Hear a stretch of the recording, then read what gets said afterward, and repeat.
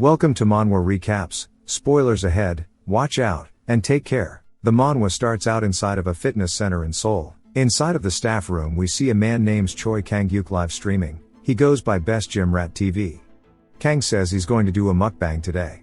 Then starts to pig out. He says it's good, then takes a sip of his beer. I'm sure you can tell from his body that he enjoys working out. He wasn't always a gym rat, but he was heavily injured in a deployment, during a special forces mission. And he started doing physical therapy, but fell in love with trying to figure out what was optimal for the body. He ended up becoming a Chad personal trainer, and focused on rehabilitation. For those who are wondering why he's doing a mukbang, it's because of COVID, in order to keep up with the cost of the gym's maintenance. He ended up trying streaming out, though the profits weren't good enough to maintain all 5 gyms locations. He does his outro to them all, saying to like and subscribe. I agree with him. He instantly sighs after he ends stream. He says he's worried about tomorrow. He ate so many calories and he wants to work out, but it'd be hard because of the alcohol. He starts to wonder how things got like this. It jumps to a doctor telling him that he's balding due to a high amount of stress, which hurts him. The doctor says if he doesn't de-stress his body will continue to break down. Kang asks what he means, and the doctor says he'll become bald. Kang doesn't want to turn into a Korean Johnny Sins. So that's why he's resting so much too. She says he doesn't know what to do. I think he should lay off the gear. He starts to scroll on his phone, and says not this one, and we see that he's looking at Murim novels. He grew up with his grandparents, and he would often go to the nearby bookstore, and read them. He spots a familiar work, from an author named Gag Yong, and that there's a new one about a Shaolin monk. He says this is unique, and the synopsis is that Mu-jin the protagonist will have to pave his path as a martial artist. He clicks on it to start reading, and instantly finds himself hooked. He says he really feels relaxed, and then he starts to wonder when the last time he relaxed like this was, saying it's like he was back to being a kid. He falls over, saying that he's sleepy, and while he's laying there his phone screen begins to light up. Then he hears someone trying to wake up Mu-jin, for the morning workout. Kang raises up and looks up to see a bald head, and a Shaolin uniform. As a little boy says they need to hurry up or else they'll be yelled at. Kang asks the kid how he got into his house, and the kid asks what he means, saying he's older and bigger than him. Kang is 180 centimeters and 8% body fat, so he's confused. He asks the kid if his eyes are okay, and looks around wondering why he's in his house. But he quickly realizes that he is not in his house, and he's confused. Then he touches his head to see he's bald. He stands up wondering where the hell he is, and why he's bald. Then he remembers the kid called him Mu-jin, and says it's the same as the novel he was reading. He wonders why he's here, and why he had to lose his muscles. He quickly says it must be a dream. The kid says they'll really be late, and Kang, we'll call him Mu-jin from now on, stands up, and says he's an adorable kid. They start to run off, and he says he'll enjoy the situation since it's a dream. An older man yells saying being late first thing in the day, they need to be taught a lesson. He tells Mu-jin and the kid to take their places. Mu-jin says it feels so real for a dream. The man says they'll start with the horse stance first, and Mu-jin looks around to see everyone shaking, like after a bad batch of Taco Bell. But he says they'll hurt their knees like this. Mu-jin says that he started to do proper exercises due to the rehabilitation training. So he understands how important the lower body and core are to bodily health. There were times he saw trainers teaching the wrong technique, and that they would focus on the upper body and ignore the core. So he can tell their posture will lead to issues in the future. Their backs are too rounded, and their legs are too spread. The man yells saying the lower body is the foundation of martial arts. He says if they aren't able to maintain balance with their lower bodies, they can't properly put any strength into punching or their staff techniques. Mu-jin says if he knows all of this, why is he letting them have such poor posture? He grits his teeth. Since it's a dream he won't stand by. He yells saying they don't know a single thing about proper exercise. The older men, and all of the other students look in disbelief. The kid from earlier asks him what's wrong, then the older man asks why he's interrupting a training session with yelling. Some of the other older men too ask if he's doing this so he doesn't have to train, saying it's not befitting of a Shaolin disciple. Mu-jin says he wonders if it's because it's a martial arts novel, but he can feel their energy just from them shouting. Even so he doesn't plan to back down, saying he just pointed out it was flawed. And that it's way easier than having to deal with dumb members in real life. The man asks him if he's saying that the Shaolin training is wrong. Mu-jin says this dream is hella realistic, and he'll play along, by speaking like a martial artist. He tells the man that if they keep training like they are, when they get older the cartilage in their knees will be damaged. The man says it's an excuse made by the weak.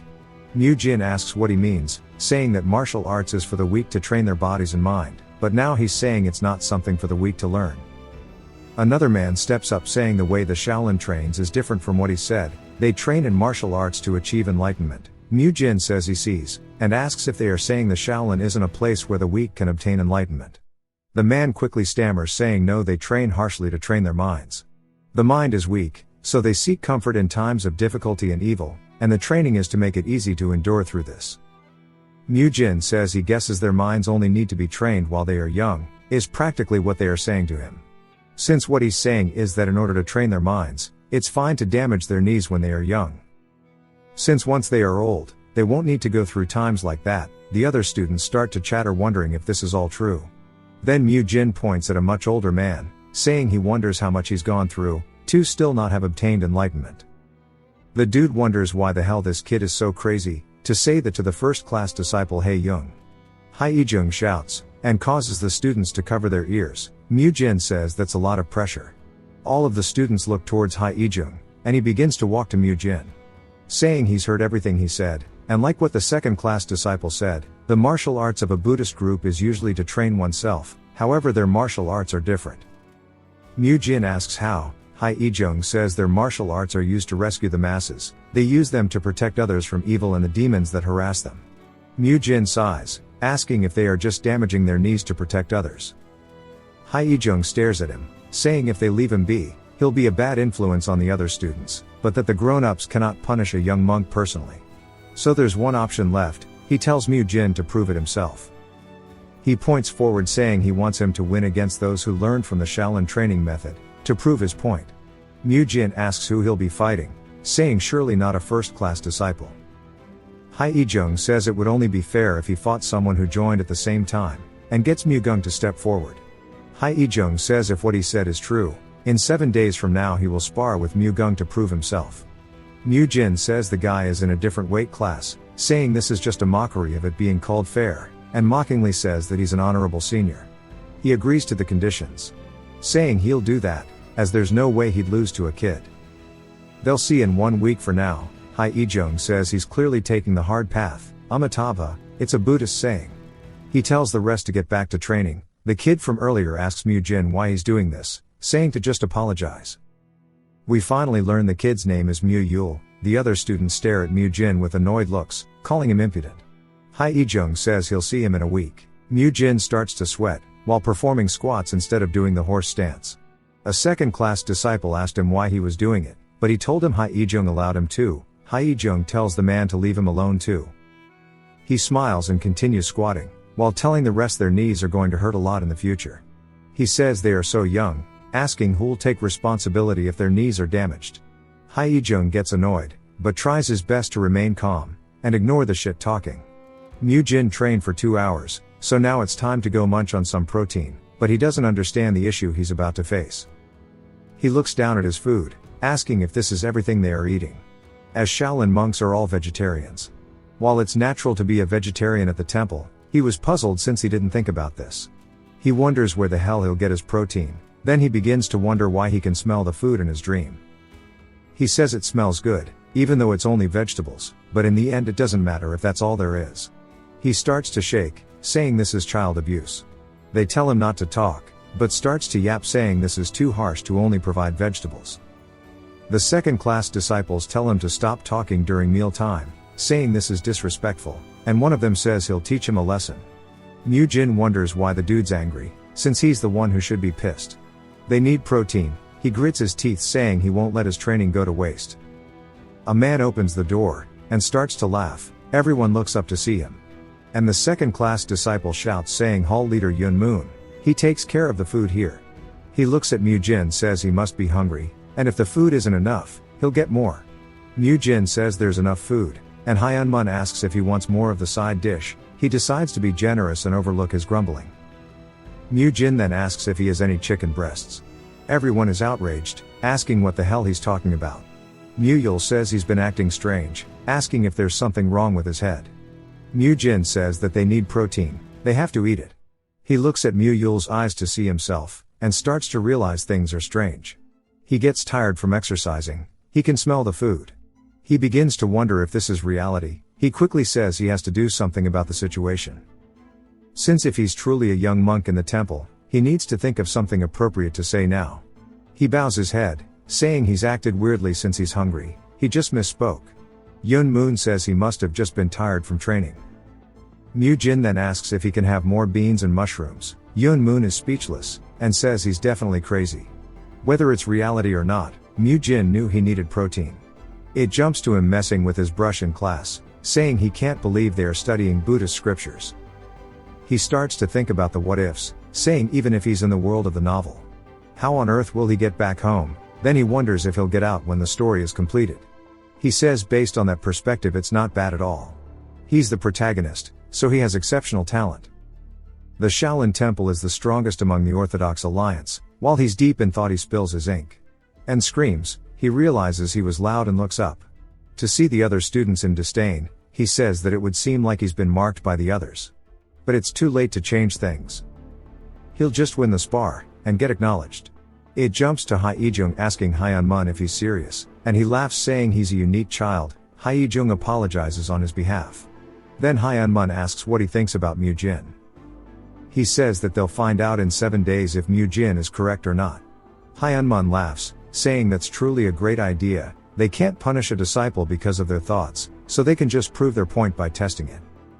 He also says that he's heard that Mu Gung is one of the most competent disciples among the new disciples. The temple recruits hundreds of kids every year, but most drop out and they end up with only 10% of the original number. Which is why the other disciples or elders don't generally know the names of the new monks. But Mu Gung was a rare case, as they all knew who he was. Hai Ijung says Mu Gung will teach him a good lesson. It cuts to both of them walking up to the middle of a platform, as a week has passed since they agreed to spar. Hai Ijung tells the both of them to get ready for the fight. It cuts back to Mu Yul asking Mu Jin what he's doing. He says that he's stretching. Mu Yul asks what that is, and Mu Jin explains it in martial arts terms, calling it tendons extension technique. Of course we all know what stretching is in the modern world. But within the novel it's not that well known, especially the benefits of the increased range of motion. Mu Jin says he should give it a try. Some other kids talk about it as Mu Yul starts to stretch under Mu Jin's guidance. They hear other kids talking about Mu Gung, then they see him punching the air. The kids say he's incredible, and you can hear snapping sounds from his punches. Mu Jin says if he gets hit by that, he'll be in deep trouble, and he wonders how he's going to beat him within this kid's body, but he has an idea. Saying he just needs to use his size to his advantage. Hai Ijung says it seems like Mu Jin wasn't just trying to escape training. While he didn't listen to the others, he was still training in his own way. He's training with a tree, saying he's practicing to take down Mu Gung instantly. Mu Yul asks how him rubbing against a tree will help. Hai Ijung looks down at him, and chuckles, saying Mu Gung will teach him a great lesson. Mu Gung is happy that Hai Ijung is acknowledging him, and apologizes to Mu Jin saying he'll trample him. But then he sees Mu Jin throwing it back. As he's loosening up his joints before their spar starts, Mu Jin asks Hai Ijung if they can start immediately. They both get annoyed, saying he is acting tough. He starts to step forward, saying he'll show him. He says he's ready to start too, and that he'll show him the punches he's been training for the last 3 months. It starts, and Mu Jin runs straight in at him. This startles Mu Gung, and as Mu Jin gets closer, Mu Gung tries to back away from him. He punches straight at his head, but it gets dodged. Everyone is surprised instantly by Mu Jin uses the dodge trajectory to grab onto Mu Gung's leg. He says he can't use the martial arts he's trained. Since he's from the special forces he could kill the kid on accident. So the most efficient way to take him down will be with a tackle. They fall to the floor. After the spar started, the time it took for Mu Gung to be subdued was just a little over a second, as he gets put into an armbar. The students ask what's going on, and wonder if Mu Gung can get out of this, and some of them are worried saying that is impossible. For him to be subdued so quickly, and be in such pain. Mu Gung wonders what the hell is going on here. The second-class disciples began to give Mu Gung some advice, but even though they don't know what an armbar is, they can tell it's bad. They know exactly how painful it must be for his arm. Mu Jin calls out to him, saying if he resists his arm will break, so just surrender. The second-class disciples still try to tell him to get up. But Mu Jin assures him that if he exerts any more strength he will snap his arm. so he needs to give up immediately. Mu Gung starts to grunt as his arm gets closer and closer to snapping, and then starts to just cry. Mu Jin is surprised, and so are the other kids. Mu Jin quickly lets go saying he's sorry, and they all turn towards Hae Young, asking him what they should do now. Mu Jin helps Mu Gung get up, asking why they had to make two kids fight, and Mu Jin is declared the winner. We learn that the chain punch is one of the 8 extremities fist, which uses the entire upper body to generate a powerful force, which lets you quickly defeat your opponent. It's known for being very powerful. Mu Gung has the most proficiency among the younger monks. Even the second-class disciples were impressed by Mu Gung's chain punch, yet he pathetically lost without any form of resistance to some weird techniques. Mu Gung keeps crying, saying that this is unfair. Mu Jin asks what he means. Mu Gung says he charged as soon as they started, using something that wasn't the chain punch. He shouts saying he can win against anyone in a fair fight. Mu Jin tries comforting him, but messes up his name, which made him cry more. The other disciples say that Mu Gung has a point. Mu Jin turns around and sees them. They say that one should use the Shaolin arts when sparring here. Saying he broke the rules, Mu Jin wonders what kind of ridiculous ideology that is. The disciple then asks why he didn't use the chain punch. He says if he had used the chain punch the fight would have lasted for longer, and they could have gotten more injured, so he just prioritized making the duel quick. He said he did make him cry, but he didn't leave a single physical injury on his body. They say that's nonsense, since it wasn't a Shaolin art. He says they are the ones talking nonsense. They struggle to rebuttal since the chain punch was defeated so easily, by some strange technique at that. They don't want to admit it, but they are just refusing to acknowledge he lost. They don't want people to doubt the Shaolin arts, or that the new disciples might be discouraged and leave. They look back at Hae Ijung wondering what the plan is. But they see him smiling, at the whole situation. Hae Young calls out to him, asking if he truly did that technique just to not cause him harm. Mu Jin says yes. Hae Young says that is the true essence of Shaolin, and smiles saying he's the winner.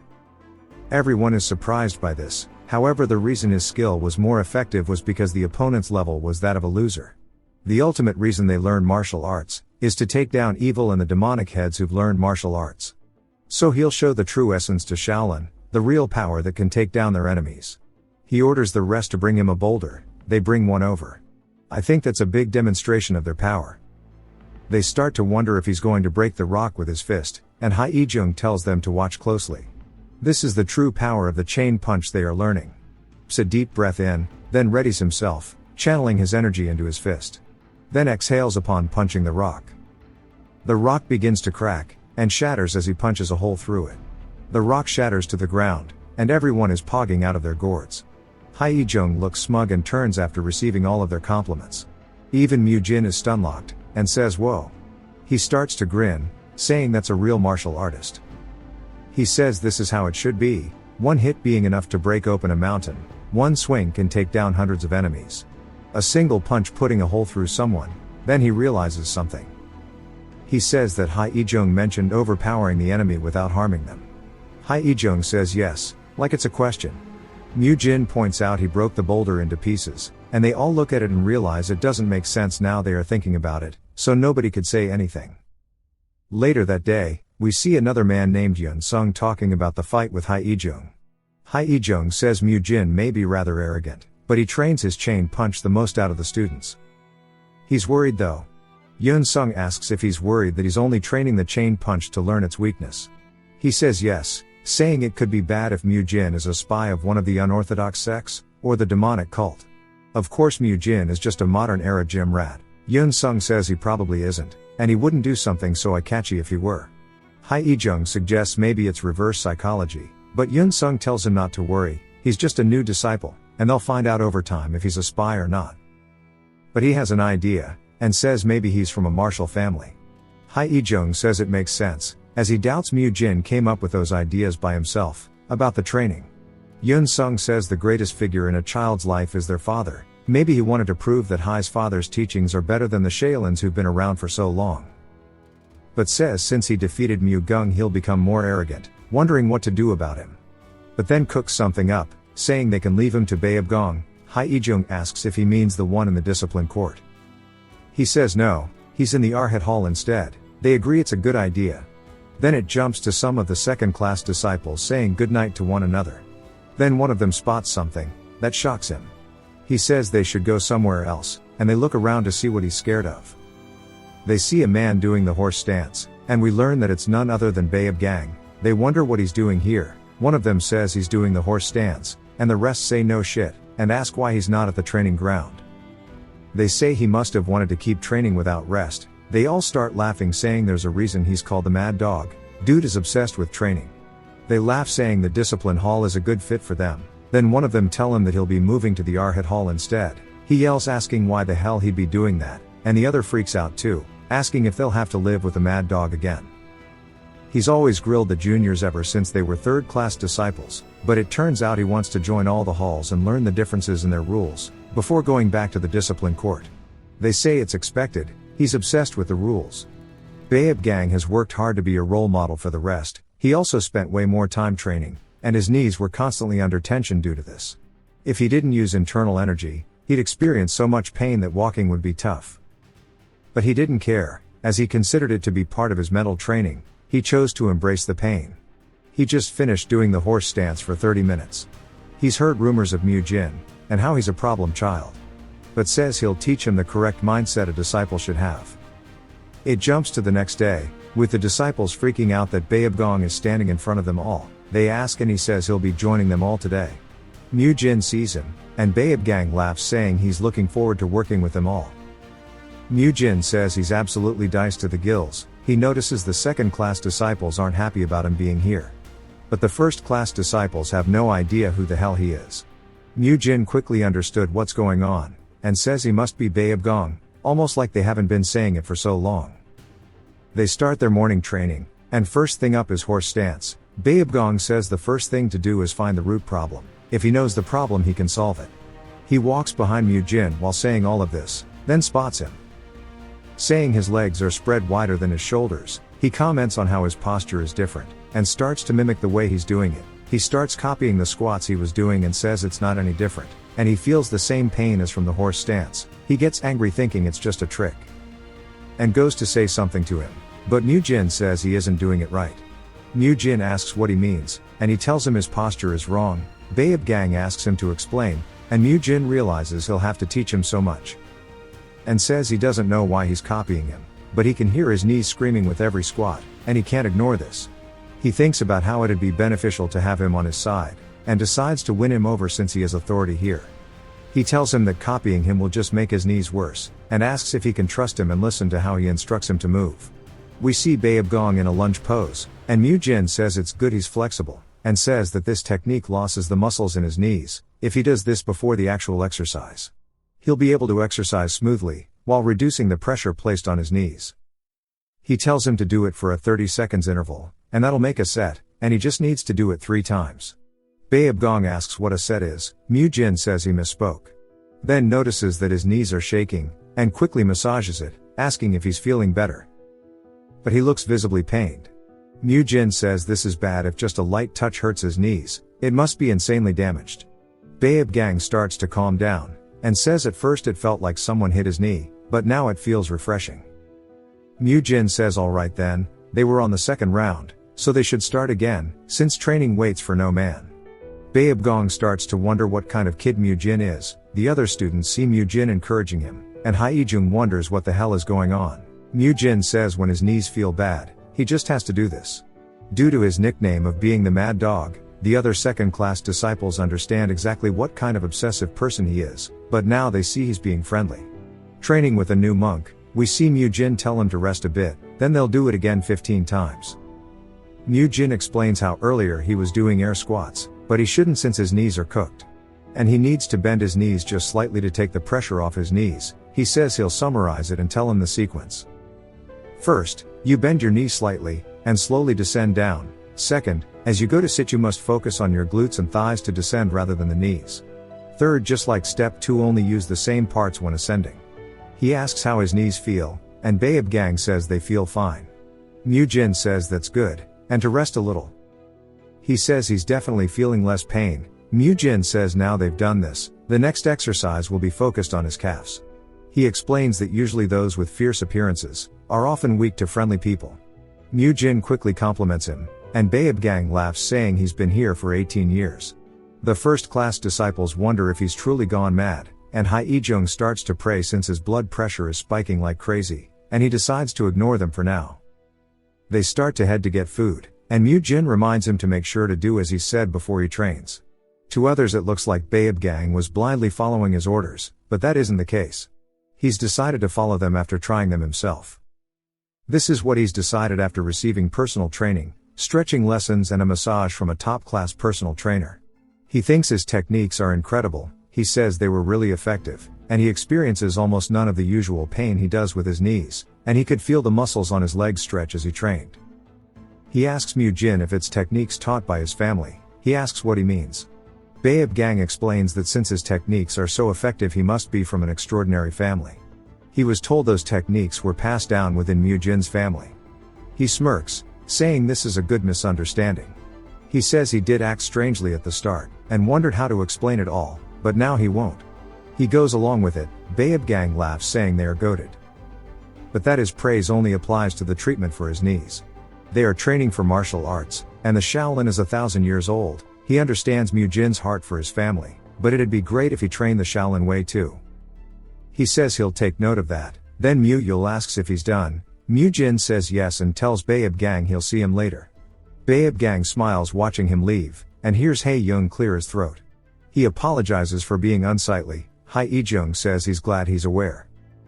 Babe-gang says the know thy enemy quote, and Hae-jung sighs asking what he thinks about it. He says from what he's experienced, Mu-jin isn't from a martial family, but rather a family of physicians.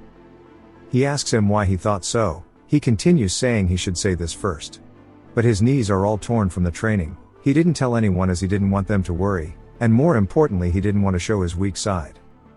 Even the juniors who trained with him for 10 years haven't noticed his knees are screwed up, but Mu-jin could tell right away from how he was bent, and then Mu-jin taught him movements that didn't hurt his knees at all. Hae-jung says his family must be physicians for a martial family, and wonders what to do. Saying the training of Shaolin is about to collapse. Babe-gang says not to worry, he's sure Mu-jin will walk the right path, and young kids usually listen to adults they are close with, instead of force. He'll get close and slowly teach him the Shaolin methods. Hae-jung says alright, but to take it slow for now, and that he's counting on him.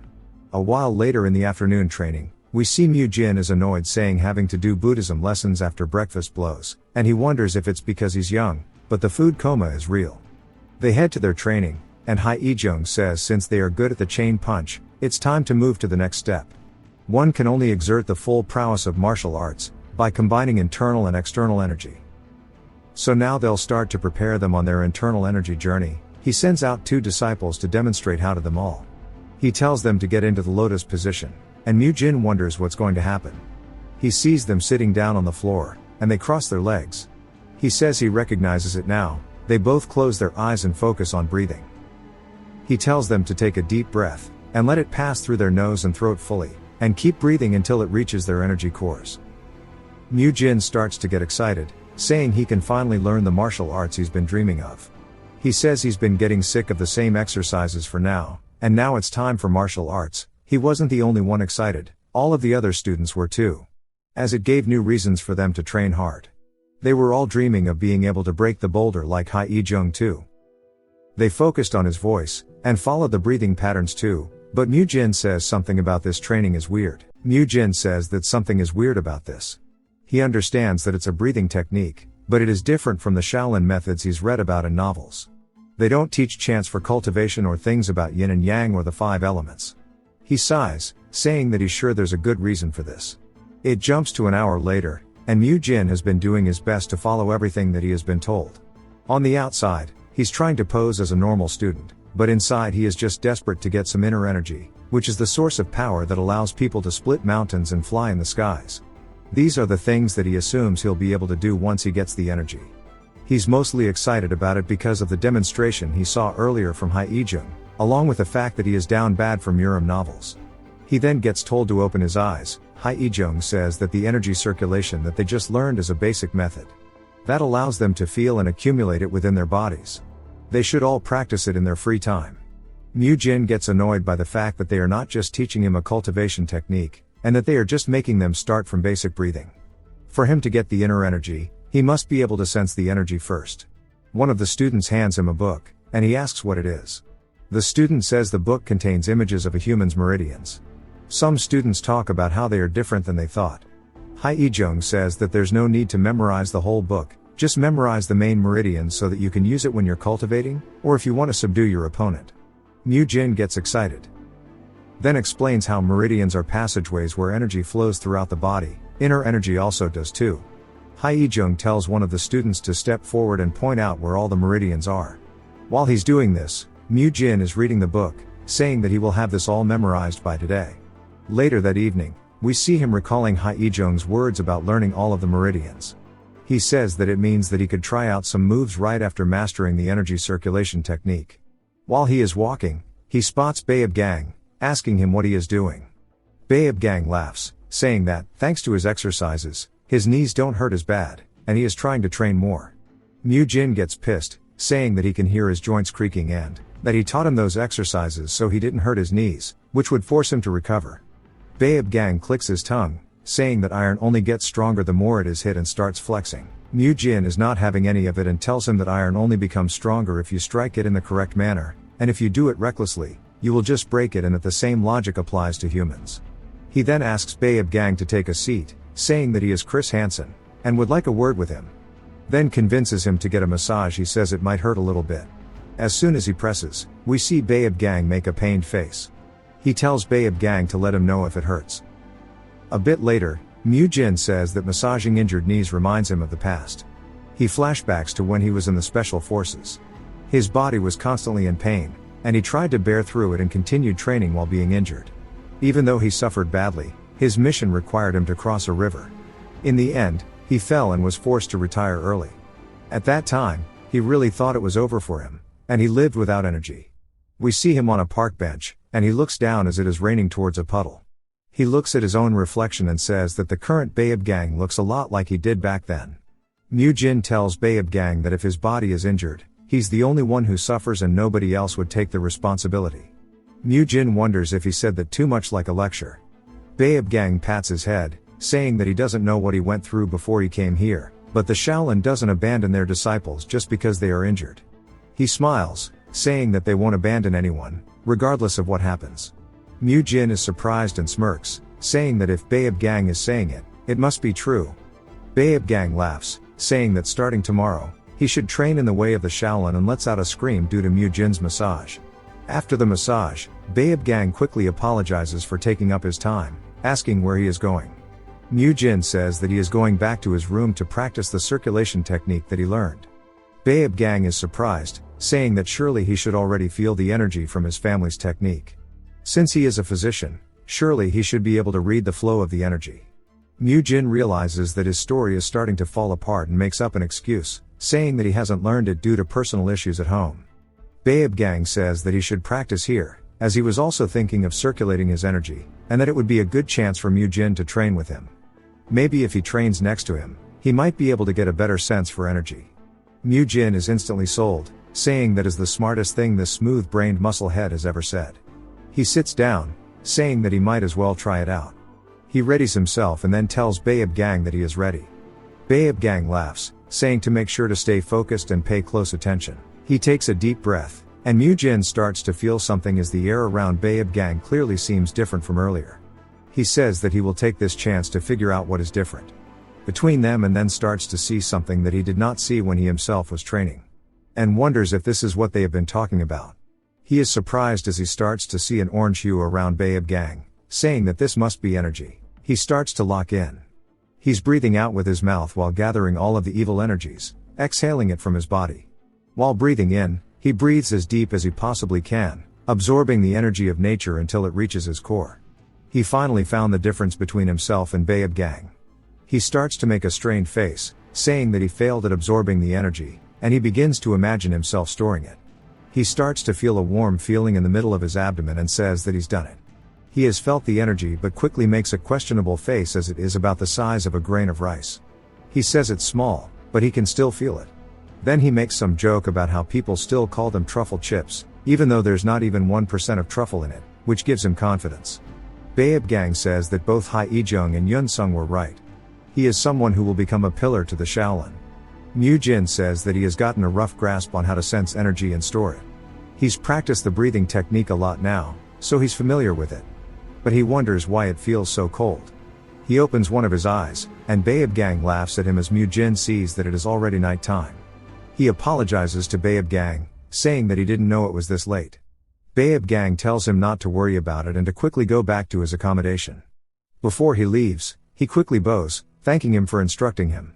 Babe Gang is surprised he's already reached this level and laughs, saying that he'll be able to learn the enlightenment technique easily now. Mu Jin is confused, saying that surely he'll have to learn more about the meridians first.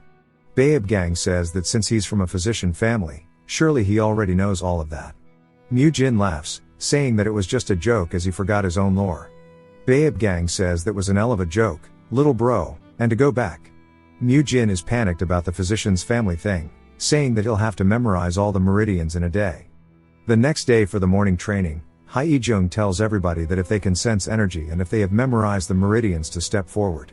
We see Mu Jin yawning, saying that he's finally managed to memorize them all, and it'll feel good to be someone who steps forward. Two people instantly step beside him, which catches him off guard. He wonders if it was simpler than he thought since there's quite a few people. He says that he was supposed to be an exceptional genius, so he wonders what's going on here. Hae-jung shows them the basics of the Shaolin cultivation technique, which is what Babe Gang mentioned last night.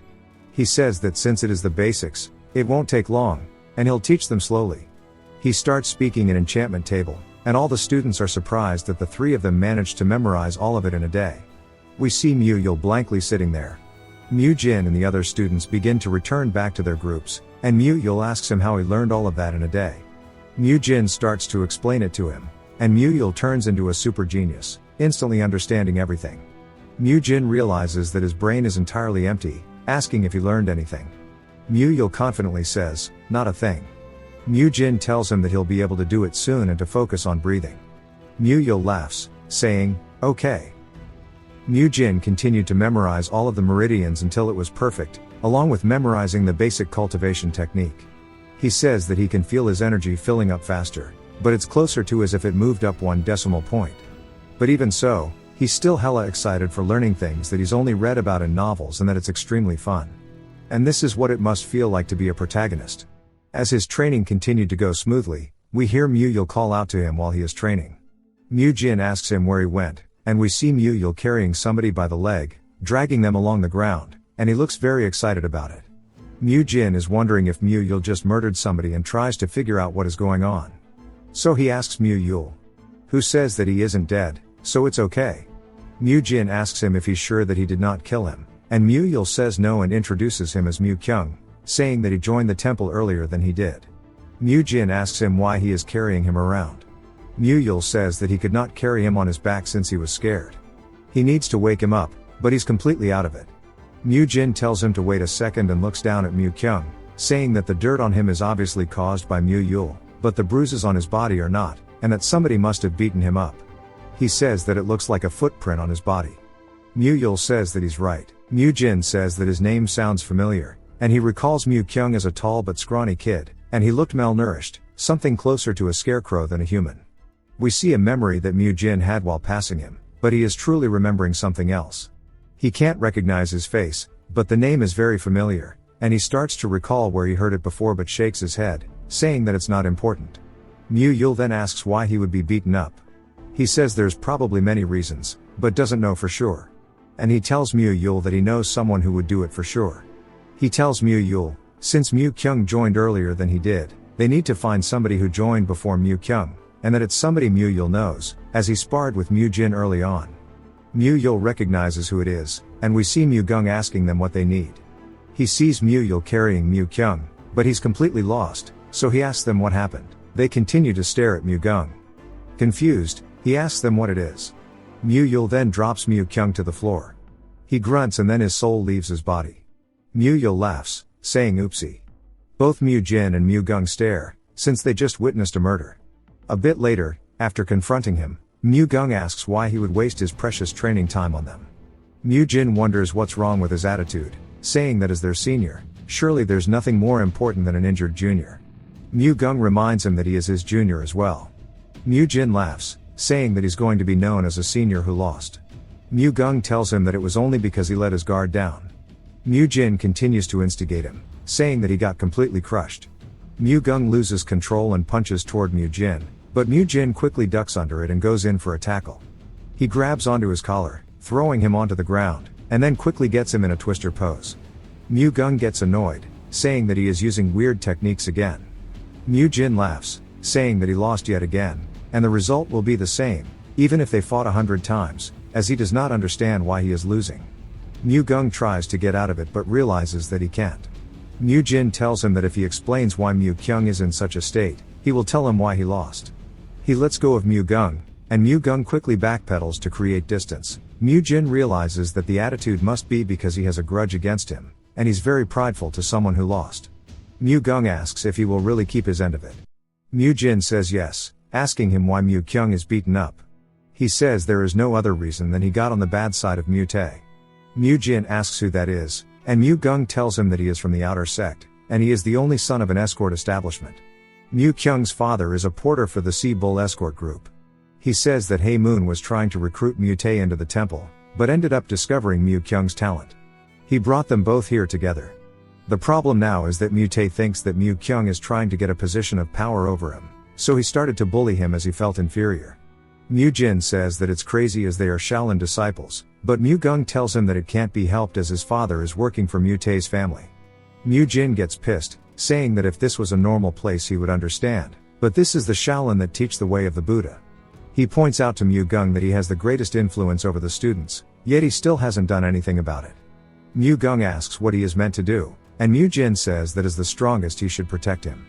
Mu Gung tells him that there are 3 of them, and fighting even just one would be tough, so he can't do that. Mu Jin points over to Mu Yul, saying that Mu Yul says that Mu Gung is the strongest of them all.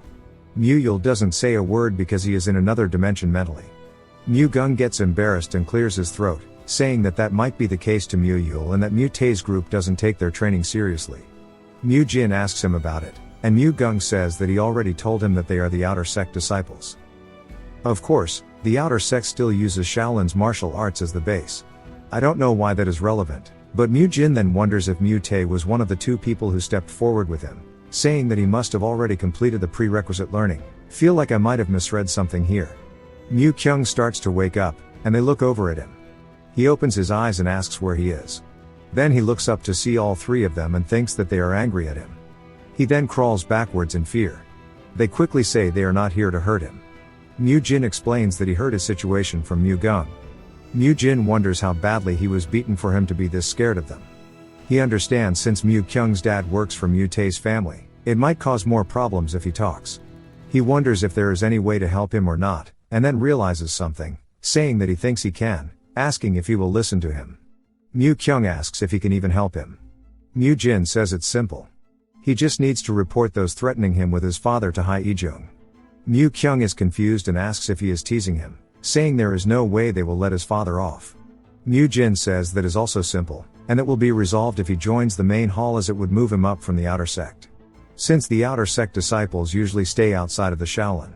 Not everyone can become one, but they realized why Mu Jin said that and what goal he was trying to accomplish.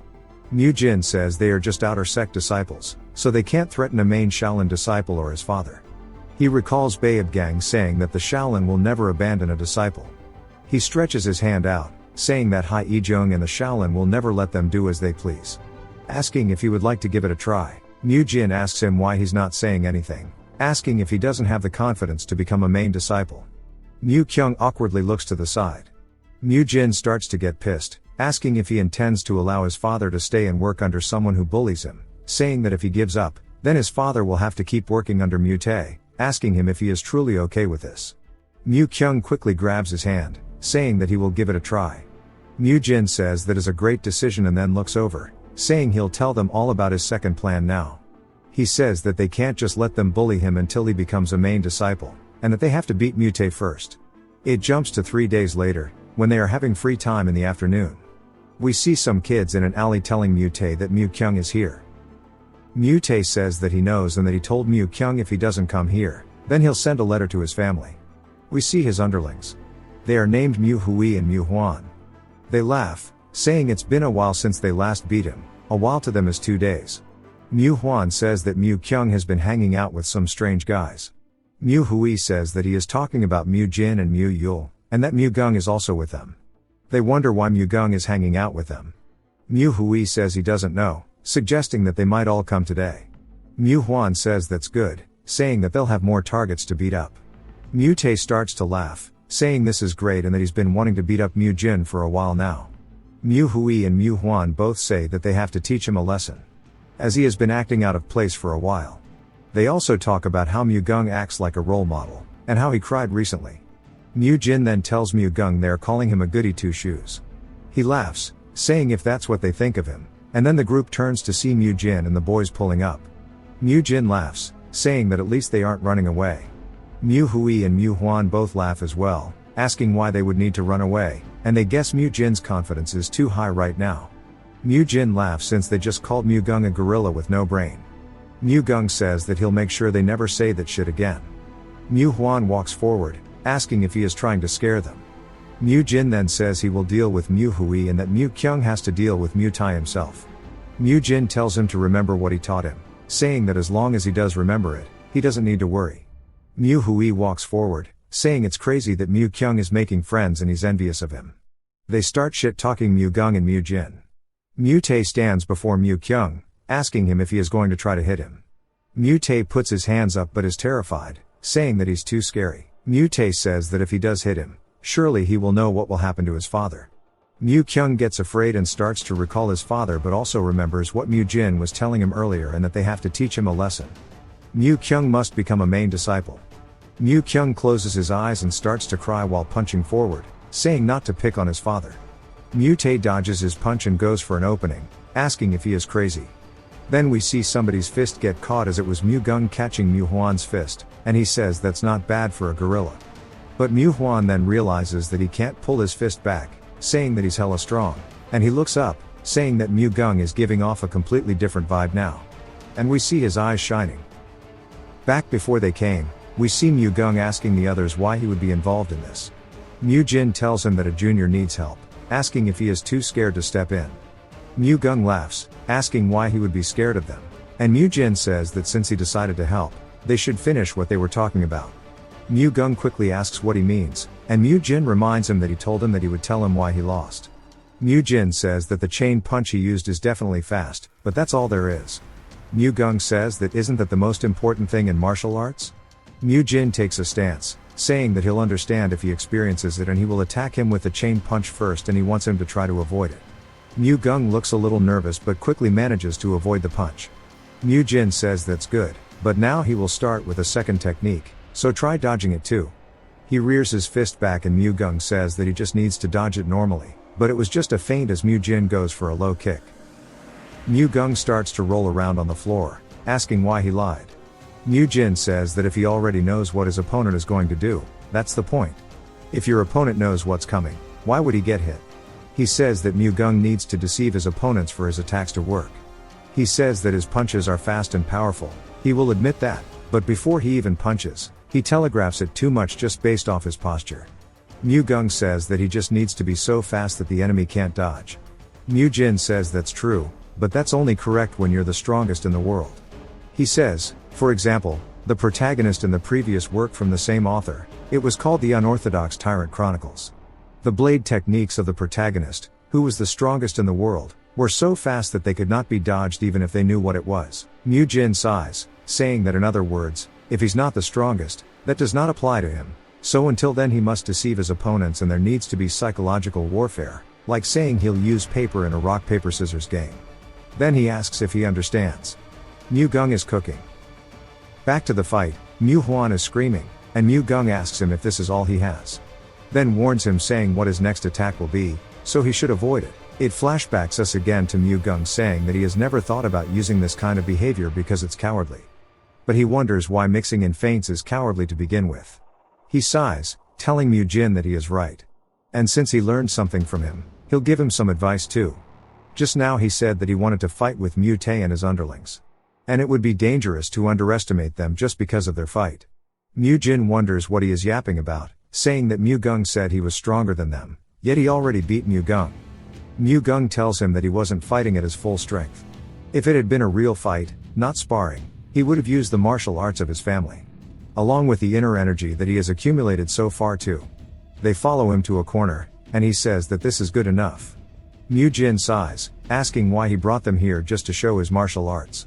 Mu Gung says that it's because he doesn't want to upset the elders by using his family's martial arts.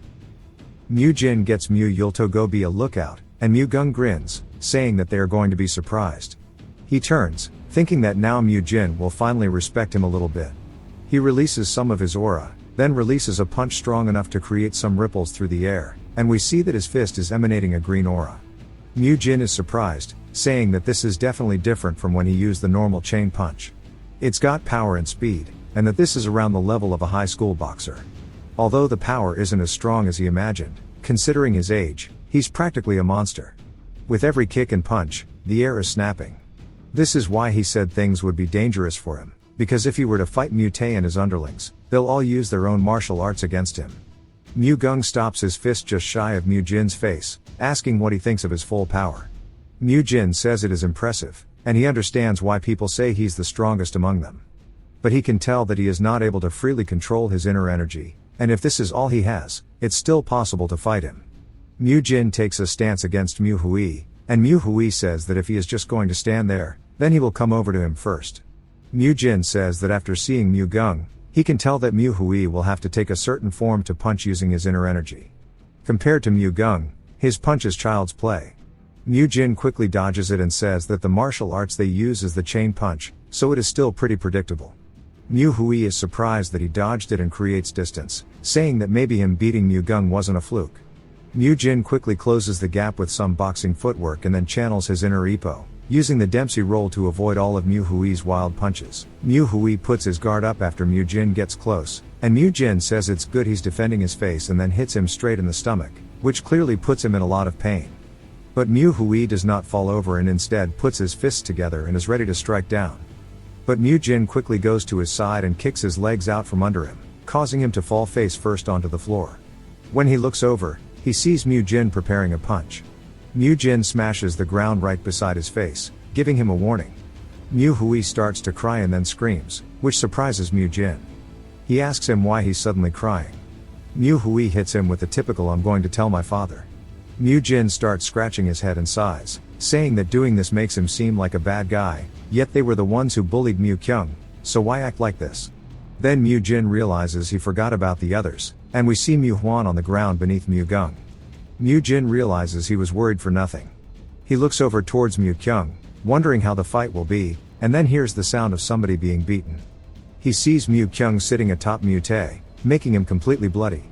Mu Jin quickly shouts, telling him to stop and that he's already lost. He calls out to Mu Kyung and then starts to remember where he finally remembers him from, saying that he knew he'd seen his name many times, that based on how badly he is beating Mu Tae and his facial expression, he can tell that it must be him. A chill runs down his spine, as in the first novel the author wrote, there was a character inside of The Return of the Demon Supreme, the most insane character of all of them who was a villain, loved blood more than anybody else, and Mu Kyung is known as the Blood Monk. Mu Jin says that he liked the novel a lot when he was young and he forgot most of it since it's been a while. But there was an illustration of a memorable character, and we see a picture of Mu Kyung. We learn that he would always say that humans are evil and that he would use blood to wash away the cycle of sins from them, which is how he earned his nickname.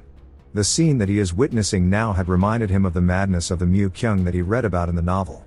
He wonders what the hell he has awakened, saying that he only wanted to raise his self-confidence, yet his entire appearance has changed. But what's more important now is that if he does not stop him, then Mu Tae might die. He yells, telling Mu Yul to help him out. Mu Yul runs over, and they both get Mu Kyung off of him. They finally calm him down, but we see his fists are still shaking as he looks down on Mu Tae. Mu Jin wonders why he was being bullied if he's this strong. Then he sees Mu Kyung starting to cry, just letting them puppies pour. Mu Jin says that he is not the Blood Monk yet. And if his memory serves him right, he only appeared as a crazy person, with it never mentioned how he became that way. He wonders if it was perhaps him crossing a line after being bullied for so long and telling them not to come to the temple tomorrow. Baeb Gang turns the corner and screams, and everybody realizes that they are in deep shit. Baeb Gang tells them they better give him a good explanation for what's going on here and asks Mu Jin to explain everything. He also tells Mu Gung too, since he is involved. Nobody says anything, and he repeats himself, saying that he needs an explanation now. Mu Jin starts to get annoyed and then grabs onto Mu Kyung. Babe Gang asks him what the hell he is doing and then is shocked, as Mu Jin says to take a look at his body. We see Mu Kyung's back covered entirely with bruises. Babe Gang asks him exactly what happened. Mu Jin tells him that these injuries were inflicted by his fellow monks and they have been bullying Mu Kyung for 2 months now. They called him here to beat him up again, so he decided to help him. Babe Gang asks him if that is really the truth with a pissed expression on his face. He tells both Mu Hui and Mu Huan to raise their heads and gets close, pressuring them, asking if everything he said is true and that they better not lie to him. Some other students quickly run over and ask Babe Gang why he is yelling so loudly. They see the students crying on the floor along with Mu Tae being beaten and start to get the wrong idea about Babe Gang. Babe Gang then calls out to Mu Kyung, saying that he wants him to tell him what happened. Mu Kyung struggles, trying to explain it, and Mu Jin pats him on the shoulder, saying that it's okay. He just needs to repeat it calmly, as Babe Gang is somebody who is fair and just, so he shouldn't be afraid of him. Mu Kyung starts to break down and falls to his hands and knees, saying that what Mu Jin said is the truth. He has been beaten up by them for the last 2 months.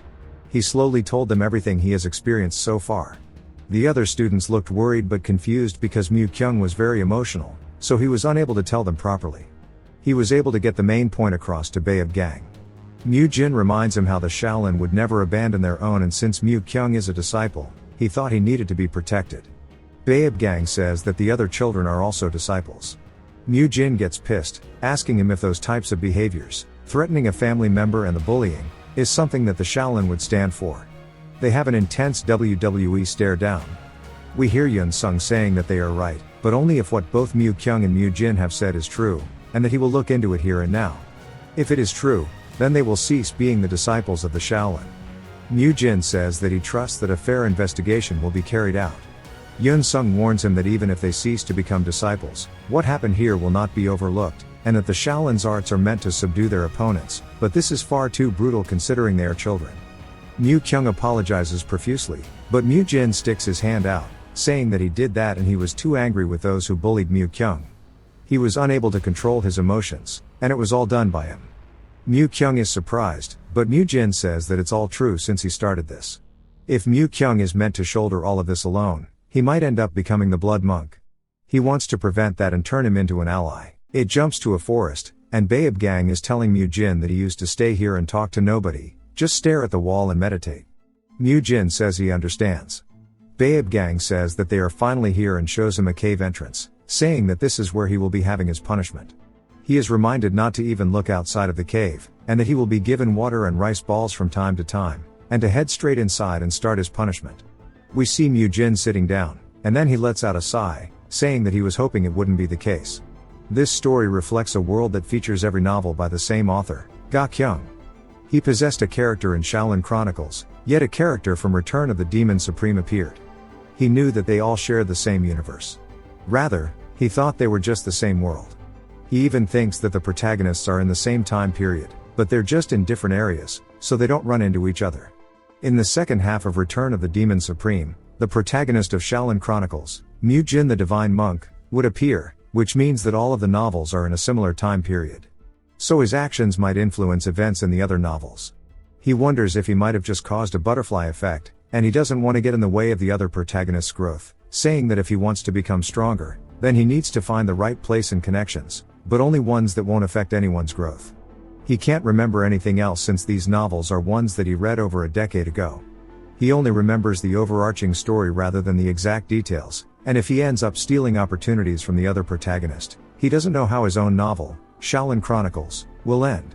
He already took in Mu Kyung, who was meant to become the Blood Monk, so he needs to make sure that works out still, or else the protagonist of Return of the Demon Supreme wouldn't be able to gain enlightenment from his fight with Mu Kyung.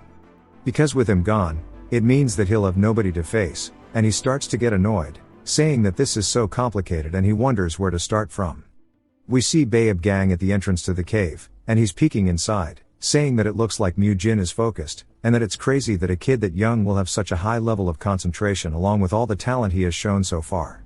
He truly believes he will become a pillar. We get a flashback to a while ago with Yun Sung telling Hai Ijung this is all because he is lacking. Hai Ijung apologizes, saying that it's because he failed at watching them. Yun Sung tells him that it's okay, asking how the investigation is going. Hae-jung tells him that after they interrogated all the new monks, their testimonies were the same. It's true that Mu-kyung was bullied, and it is a great shame to their group, along with it ruining the atmosphere in the Arhats Hall. Baeb Gang comes back, saying that he has returned and asks them if they understand as well.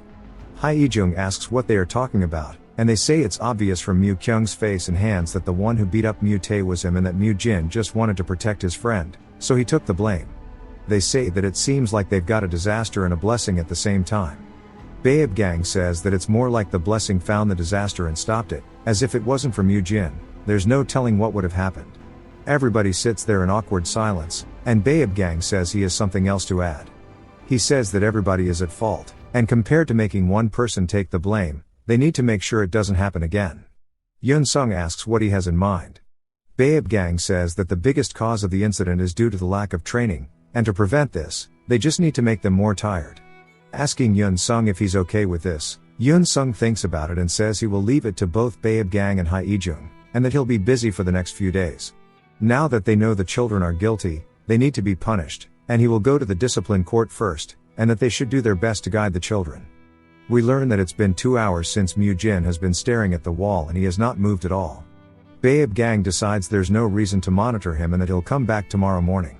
He begins to use some movement footwork, saying that he will bring Mu-jin his food, so he should just focus on meditation. As he walks off, Mu-jin notices he's gone and sighs, saying that it's about damn time. And that he was in the special forces for 7 years, but it wasn't for nothing, and he can easily sense when there's someone nearby.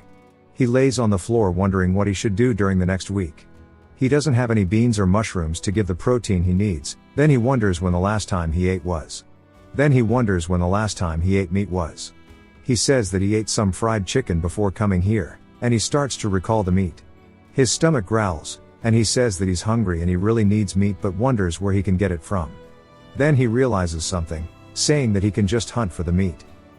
We see a woman chasing a rabbit, and it's going straight towards a trap. It falls for it, and the girl notices it and looks over to see Mu-jin yelling for protein while his mouth is drooling and his eyes are sparkling. The girl sees him. Near where the temple is on the other side of the mountain, is the Yichun prefecture.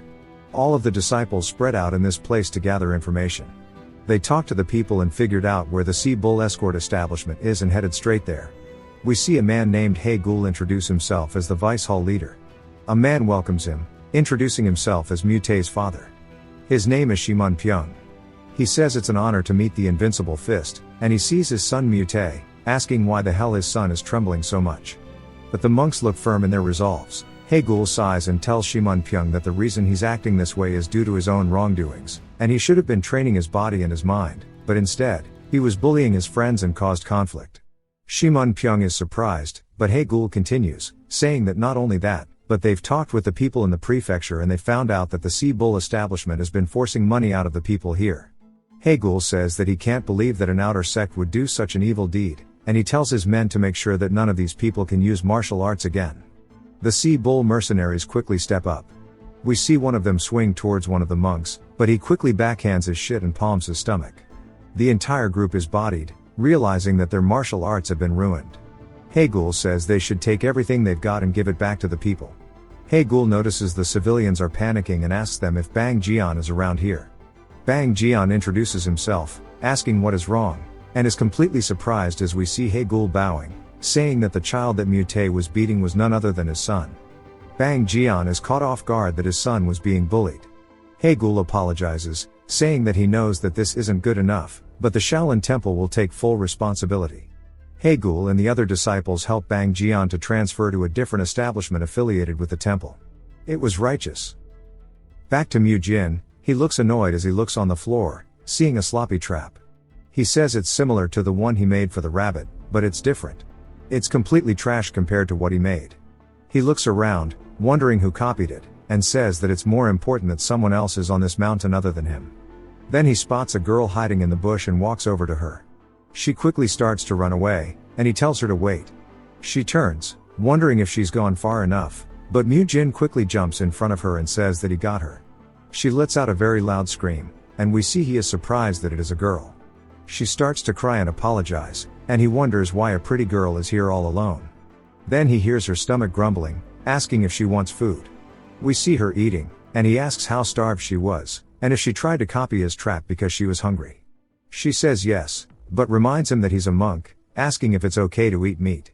He says that he has his own circumstances and not to worry about it. Then he says he's curious about something. He continues by asking her why she's so deep in the mountains, saying it should be under the Shaolin temple, but her clothes seem like she's from the outside. She starts to recall her father leaving and how everybody treated her like an outcast. He realizes she is pained by the question, so changes the subject, saying not to tell anyone he is here. She asks if it's because he cannot be caught eating meat, and he says that's part of it, but there are also other reasons. In return, he'll help her get home. She's surprised, asking how he would do that, and he tells her that a shirtless monk will soon come here, and he's quite powerful, so he can easily help her. She asks how he knows he'll be coming here. Mu Jin laughs, saying that he can sense his presence, and that she just needs to wait at the entrance to the cave. A little later, we see Babe Gang walking towards the cave as the girl asks him to help. He asks what an outsider is doing here, and she tells him that she got separated from her group. He tells her that he will help her get home, and she's just surprised that he's actually shirtless. Then he realizes something, asking if she saw a boy in the cave. Mu Jin suddenly gets the chills. She looks up and thinks about it, and realizes this is why he was supposed to keep it a secret. She says that she was too scared of the cave, so she didn't, but she hasn't seen anybody go in or out of it either. Babe Gang says that he knew Mu Jin wouldn't disappoint him, since he's done well so far, so he can go back. He sighs, telling the girl to follow him, and he'll bring her down the mountain and get her home. Then he asks her name, and she introduces herself as Ryusholyua. She says that she'll make sure to repay Mu Jin next time. Mu Jin hears them leave, and gets excited, saying that they're finally gone. He lays down, saying he's tired, but realizes he never asked for her name, saying that it shouldn't matter anyways, as he doubts he'll meet her again. We all know he will. We then hear Babe Gang call out to Mu Kyung. Mu Kyung low-key looks like he is 40. Babe Gang says he has something to tell him that involves his father. Babe Gang told Mu Kyung about everything that happened. The fact that the Sea Bull establishment had been completely ruined and that the temple introduced his father to a new workplace, so that Mu Kyung no longer needs to worry about the outside world and can do his best to become a true disciple. Mu Kyung starts to shake and then cries, saying that he will do his absolute best. Babe Gang pats his head, saying that he will definitely become a true disciple. Babe Gang says it's just as Mu Jin said, the Shaolin temple never abandons its own. On the fourth day of Mu Jin being in the cave, he starts to explain to us that in the special forces he was given survival training. Naturally, that included training on procuring food, so hunting is not hard for him. The one thing he didn't think of when he cooked the meat for the girl back then was that if he hunted animals and cooked with an open fire, he would get caught. In order to leave as few traces as possible, he better cook in nearby caves. He needs to make sure that he leaves as little evidence as possible because he won't have enough time to clear up the mess. So he will cover it in mud, cook it, and then pluck out the fur to save time. Although it's not perfect, he can still get his protein. It was his first time eating meat after coming to the temple, so he was hella happy. The next day comes around, and he says that he gets up earlier than the usual time in the temple and would stare at the wall. But it's not for the sake of meditation. It's because Babe Gang would often come near the cave early in the morning. We see Babe Gang surprised that he's already up meditating and wonders if perhaps he stayed up all night reflecting. He leaves the food and walks away. Mu Jin looks over, saying he can't believe they expect such a young kid to survive on something like this, and that it's really harsh. He says he would quickly eat the food he was given and make up for his lack of energy with hunting. He's got somewhat of a routine down now. On the 6th day of his punishment, he says that now that he's gotten his protein and energy, he must put his body to use immediately. We see him doing push-ups to warm his body up as much as possible. And he realized something as he kept doing this. If he used the breathing method while exercising, it's similar to his normal energy circulation technique. So he challenged himself by combining the enlightenment technique and the exercises and his own form of training. The result of this is that his body feels better than ever. He didn't know it at this time, but this process is called the energy accumulation art. Babe Gang arrives on the 7th day, saying that today his punishment is over, so he can get up now. Mu Jin asks if he is allowed to speak. Babe Gang says of course, and it's time to get to the training ground. As they are walking back, Mu Jin asks him how the incident was handled. He asks if he means Mu Kyung's incident. Mu Jin says yes. Babe Gang then says that after investigating Mu Tae's family, They found out that the Sea Bull escort group has been committing numerous atrocities, so they destroyed it and shut it down while introducing Mu Kyung's father to a new place to work. Then he tells him that the training intensity has also increased and that so far he's allowed him to train in his own way because of their promise, but to be fair to the rest, he will need to follow the training of the Shaolin now. Mu Jin gets annoyed, asking if he is still on that. Babe Gang says that he should at least try it first. Once he gets back, we see Mu Yul happily greeting him, and he asks how everybody has been. Mu Yul says that it was really tiring. Mu Kyung says that he almost gave up, but Mu Gung laughs, saying that this level of training is nothing to him. Hai Ijung shouts to them all, saying that it's going to start now, to get into position. We see a pouch drop that has sandbags inside of it. Everybody begins to wrap it around their ankles. Mu Jin asks if this is what's made the training tougher. We see the students struggling with just a couple of pouches, and one of them looks over to see that Mu Jin is using the sandbags to do his own exercises, which was just his version of the horse stance. He says although he doesn't really like the grip and the sense of balance the pouches give, it's not like he's training to be a bodybuilder, so this could be perfect. Some students talk about how Mu Jin is doing exercises they've never seen before, and maybe he can't understand the mod around here. Babe Gang puts his hand on both of their shoulders, and they wonder if he is finally about to reprimand Mu Jin. Babe Gang is annoyed, saying that he is just making his training easier, but then realizes that he is sweating much more than the rest. So maybe his training is actually tougher than theirs, but he realizes there's more to it as there is a heavy energy around Mu Jin, and he recognizes it as the energy accumulation art. If you've watched till the end, comment, Elemental, to let me know. Subscribe for more videos like this, leave a like or a comment to help the channel out. Thanks for watching.